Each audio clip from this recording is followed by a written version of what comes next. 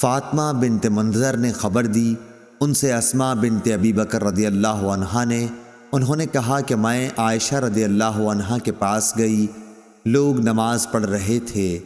میں نے اس بے وقت نماز پر تعجب سے پوچھا کہ یہ کیا ہے؟ حضرت عائشہ رضی اللہ عنہا نے سر سے آسمان کی طرف اشارہ کیا۔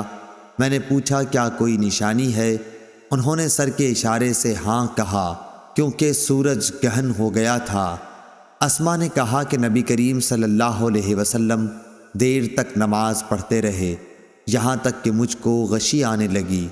قریب ہی ایک مشک میں پانی بھرا رکھا تھا، میں اسے کھول کر اپنے سر پر پانی ڈالنے لگی۔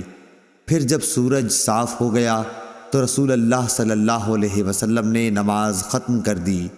اس کے بعد آپ صلی اللہ علیہ وسلم نے خطبہ دیا۔ پہلے اللہ تعالیٰ کی اس کی شان کے مناسب تعریف بیان کی، اس کے بعد فرمایا اما بعد۔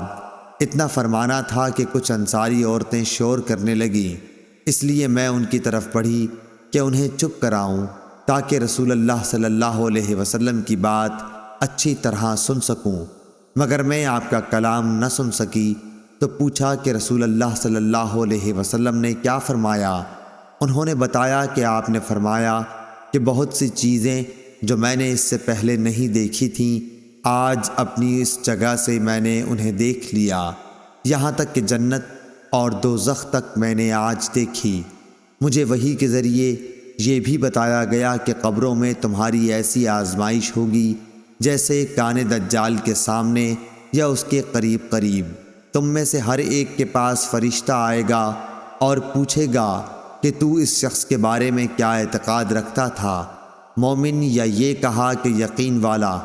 ہشام کو شک تھا، کہے گا کہ وہ محمد رسول اللہ صلی اللہ علیہ وسلم ہیں، ہمارے پاس ہدایت اور واضح دلائل لے کر آئے، اس لیے ہم ان پر ایمان لائے، ان کی دعوت قبول کی، ان کی اتباع کی اور ان کی تصدیق کی۔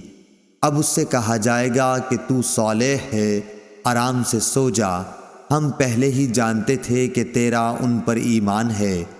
ہشام نے شک کے اظہار کے ساتھ کہا کہ رہا منافق یا شک کرنے والا، تو جب اس سے پوچھا جائے گا کہ تو اس شخص کے بارے میں کیا کہتا ہے، تو وہ جواب دے گا مجھے نہیں معلوم، میں نے لوگوں کو ایک بات کہتے سنا، اسی کے مطابق میں نے بھی کہا۔